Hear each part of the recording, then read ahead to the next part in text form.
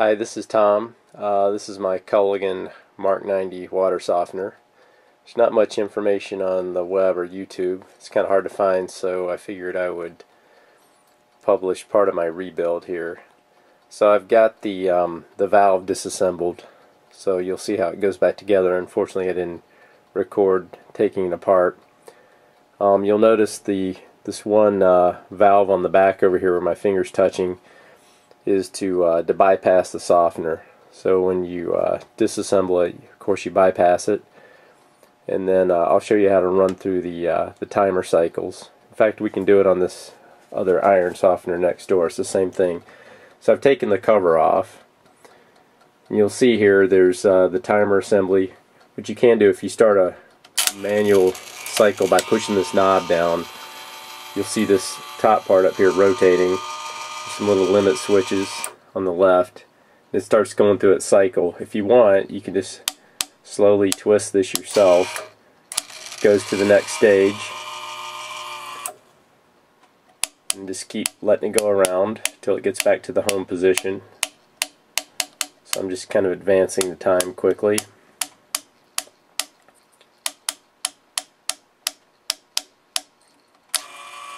There's a little short movement, and then over here kind of comes back to the home spot.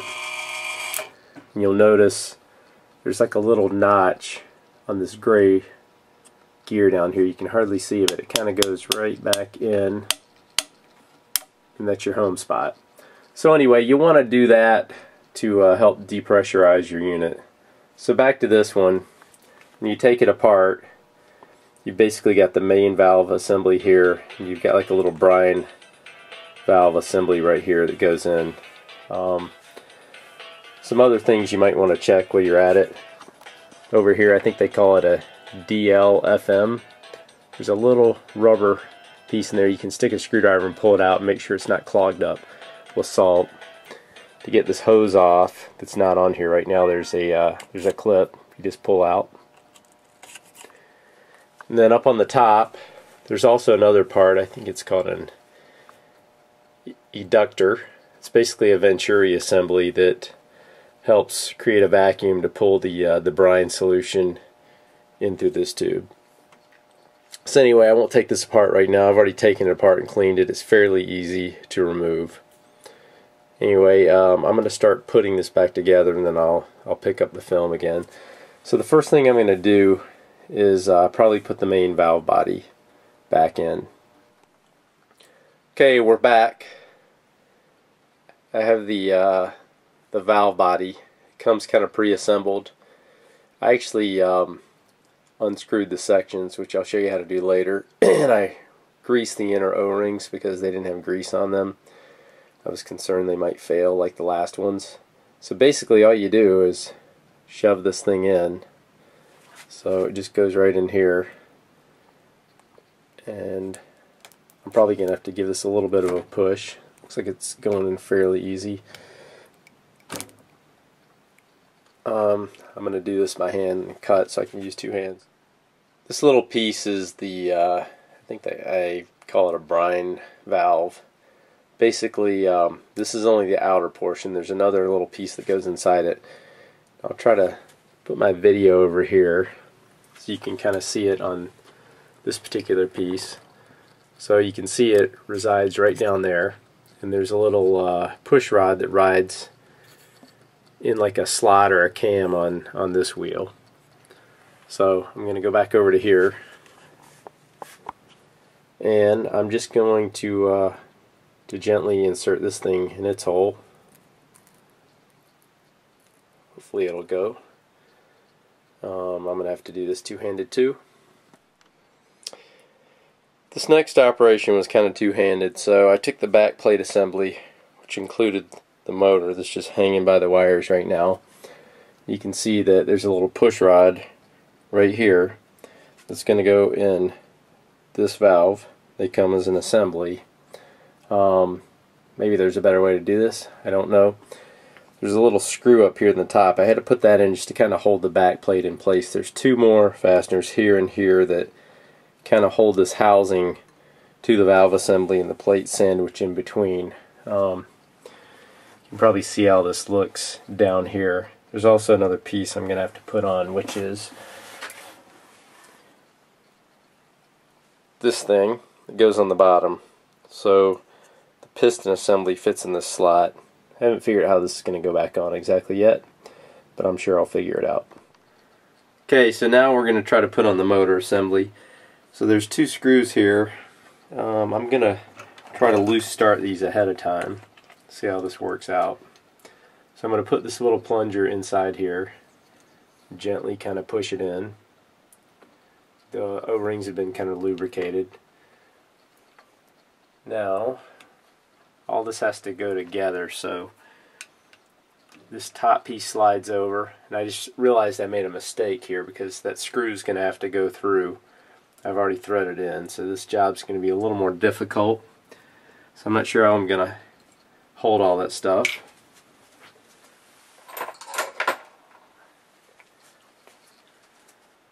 So it takes a 1/4 inch wrench. It's going to take a lot of hands here, I think, to hold this. So I'm going to pull this fastener back out. Thought it was a 1/4.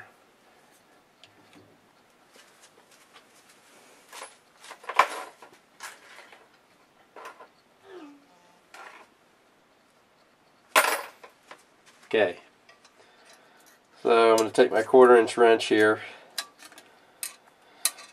try to hold all this up at once and start this screw. This is going to be a challenge, I'm sure.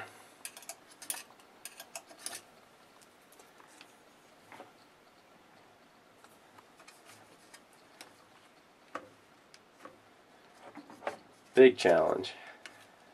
I'll have my assistant hold the wrench.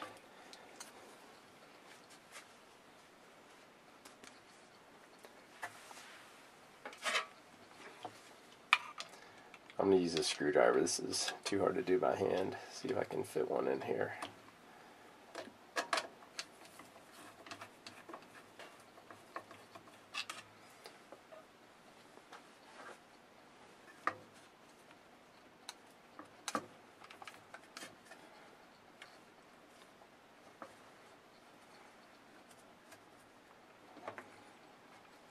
For some reason the screw is very hard to get out. I'm sure this is going to be a real three-handed job.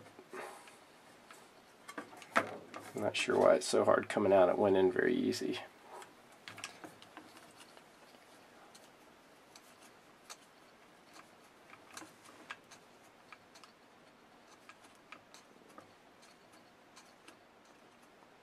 The reason I'm doing it by hand because I really don't want to drop it because this thing's fairly small. But it is a very difficult wrench.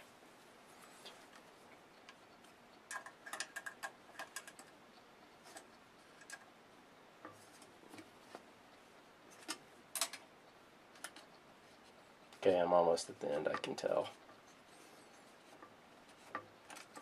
Okay, the screw's out, so now I'm going to try to do this all at once, which is going to be really fun. So I got this to go back in. Got everything sort of lined up.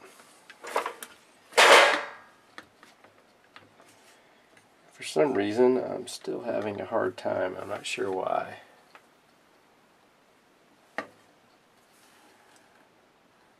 There may be a feature on this valve that makes it want to rotate a certain way, but I don't see it right off the top of my head. So I'm going to pull all this back down again. See if I've done something wrong here.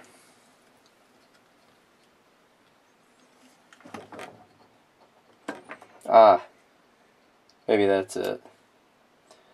So I didn't have it pushed up all the way up here. So now I'm going to gently put this in for about the 3rd time.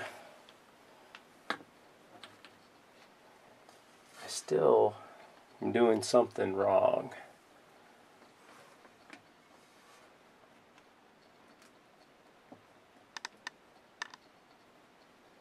Okay, cut. Okay, I'm back. By far the hardest thing I've had to do so far is thread that screw in. Now, one trick I noticed, the white valve body that I pushed in there. It doesn't push in all the way, but it pushes in a little further than I thought, and I was getting a gap between the black housing and the metal plate that was too large. Didn't make sense. It's because there was like 1/8 of an inch extra travel that I was able to shove the valve in. So now I'm going to try to go down and get these bottom screws right here and here in. You see they're not lined up, but I'll just twist the plate. So I'm going to put those in loosely, and then I'm going to try to put the other piece of plate that goes on the bottom in. Now I'm going to try to put this plate on the bottom. So basically it goes up in here. You can see there's a little T section in the white. That's where the piston plunger goes, and there's a groove, which is where this little pin goes. So I left these screws right here loose. I'm going to see if I can kind of shove it up in there and get everything lined up, and then I'll tighten it with the screwdriver. So it was not so easy to get this piece in. What I did is put the plastic piece in without the metal. I also climbed up top and I started the softener so this cam would rotate forward, so I could just get this in a better position to get the pin and this little clip over the piston. So now I'm going to stick the metal plate that it slides into up there and hopefully get the screws on. Okay, while it is humanly possible, I did get these screws on. Took some fiddling with the white piece itself, the sliding piece. I also had to take the screws out, put the metal piece up there, put the screws back in, line everything up. So it was kind of a pain. I'm sure the Culligan guys are much better at it than I am. Okay, this is the little valve that controls the flow into and out of the brine tank. You can see it's got a couple little chambers here. Basically there's a groove in the bottom of that one cam that works this in and out. When brine's flowing into the tank, it's all the way pushed out, and I believe it comes through this screen or either through here out this way, then it closes off. Anyway, this thing cycles back and forth. You need to make sure that none of these little O-rings have cuts or anything like that when you're doing an inspection. Make sure this screen is not too clogged up. This is the center of the big valve. It's got like a piston rod that kind of snaps in here. Then this rides in and out of the center of this valve. So basically this inserts all the way in, and this rod will be sticking through like this. The interesting thing is it's got a bunch of O-rings here on the outside. Mine were all good. Then it's got these other O-rings that are in the inside. So basically they form a seal against this piston. So what had happened on mine, not this seal right inside here, but the second and third one were cut. What's interesting, this will come apart. It's all threaded, and these seals kind of fit in like this. So you can take each one of these stages apart, and you can see how the O-ring goes in there, and then when this piston's inserted all the way down in, you can see how it seals. And then it controls flow in and out of these various sections, which you can see in the manual. So anyway, one of the seals that failed, I don't know if you can see here, but the O-ring's just kind of torn here, and once that started happening, the flows were in the incorrect chambers, and instead of flow going out of my brine tank when it's supposed to be sucking out of it, it was trying to flow into it. So a good seal looks like this. This is one I tried to get out before I knew what I was doing, and I didn't realize these things screwed apart. I kind of tore it up. So that's not a real failure, that was me. Here's a real failure. Here's a good one. Now the unfortunate thing is basically what you see here comes in a kit, and by my estimation it's worth maybe 15 bucks, and if you get it at the Culligan store, it's $175 plus tax, which is kind of steep if you think about it. If something like this fails, it's basically that's what happened to mine. Two of these failed. They're probably, you know, a dime part. Culligan's cost, and so I have 20 cents worth of failure here, and I have to spend $185 plus $90 if I had somebody come install it myself. So anyway, that's how you put all this together. This is unfortunate that this costs so much. I think somebody should make these and sell them separately that are not genuine Culligan parts. I'd be happy to do this more than once every 10 years if I could get by with a couple dollars worth of parts instead of $185. Anyway, if you have any questions, you can look at my post and post a question there, and I'll do what I can to answer them. Thank you. Hope this was informative.